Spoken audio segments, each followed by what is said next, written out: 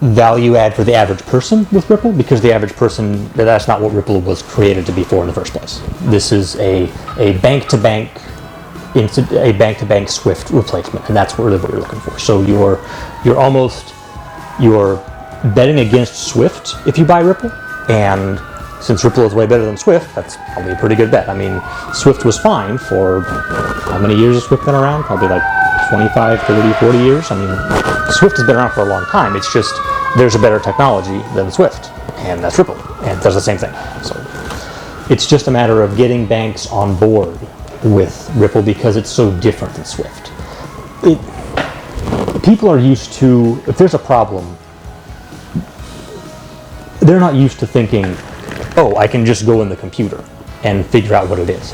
They're used to, in particular in the financial industry, they're used to thinking of things as a people problem. Hey, why hasn't my transaction gone through? I'm going to get on the phone, I'm going to yell at somebody until my transaction goes through.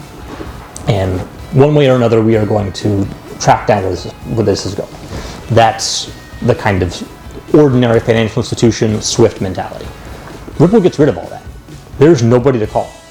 It's just, if your transaction didn't go through, you look on the blockchain, and if it's there, it's there. You know, nobody can get rid of it after the fact, because that's this immutability of the blockchain is something that's just new.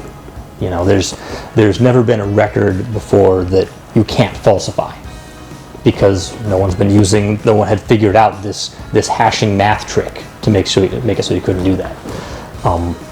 When you kind of take that aspect away, it's basically either your transaction is on the blockchain or it's not. And if it's not there, then you literally never lost any money in the first place. You just have to resend the transaction. It didn't go through, it got lost somewhere. There's no way for your money to, like, it's not like you're mailing cash. You know, it's if you like, we ran into this was a thing that happened the other day on the gold end. Someone sent us $25,000 and said, I want a bunch of silver coins, a bunch of gold bars. Great, 2 thumbs up. Package it all nice, send them away, no problem. 2 days later, then it was supposed to arrive. It arrives, the box is all beat up, it's in 2 different boxes, it's all retaped, all the gold had come out of its case. So they opened this, they have a video recording of this. They opened it, it's all a complete disaster inside. Say, what's going on?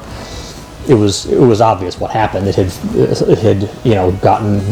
there was some mishap in transit, and all the gold had fallen out of the original packaging.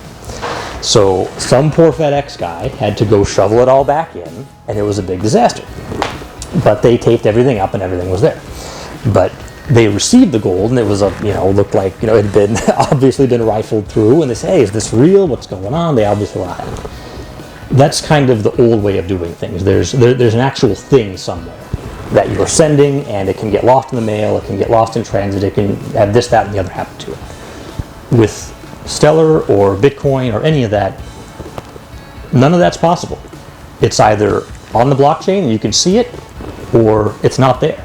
And this is the part that's difficult to understand. If it's not there, it never happened in the first place. So if you send on your phone, I want to send $5 to Bob or whatever, and you put it in your phone, I'm going to send $5, and it goes, and you wait, an hour, and Bob says, hey, I never got the $5. You never lost the $5 in the first place. It's still there. If it's not on the blockchain, nothing ever changed. So all you have to do is send Bob the $5 again. There's nothing to get lost in transit, and that's very jarring for people who are thinking of things the regular way. You're thinking, I'm going to mail this cash, I'm going to mail this, mail this gold bar, and there's a thing. And I'm going to lose this thing, I'm going to lose possession of it, it's going to be in transit somewhere, and then Bob is going to get it, and then he is going to have it. With Bitcoin, it's totally different. It's all on the blockchain. And it's whoever has these codes that controls who has which Bitcoin. I don't know if you can see it on the camera or not. If I can get this little prop. I did not, but I had it here a second ago, and now I lost track. No, here it is. So anyone seeing this can take the $5 in Bitcoin if they want. And this is a whole big, this is just, it's so different from what people are used to doing. This code, that is the Bitcoin. This is where you send it, this is where you keep it. So this actual code right here, that's it. That's all the Bitcoin is. So if some smart Alex sees this video and says, hey, look at that code. I was going to say, now they have $5 in Bitcoin. Now they have $5 in Bitcoin because all they have to do is scan this QR. This is just this. It's the same exact thing. It's just, this is something you can scan and get this. Same deal. This is the public key, so this is where you receive Bitcoin. This is the private key. This is where you actually keep the Bitcoin. And that's it.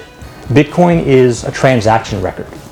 So this says I have $5 in Bitcoin here, in this, and if you want to send me more, it goes to this. Think of this like a funnel, kind of. This is where you put it in the funnel. This is where it comes out of the funnel. This is where you can, this right here is where you keep it. And the reason it's in this long number format is so it fits with these hash codes. Because this is what gets run through the hash, and this is what gets locked into the blockchain. So that is what you are dealing with Bitcoin. So I wouldn't personally use Ripple or Stellar, but it's the same stuff. It's the banks are going to do this instead of use Swift. That's literally it.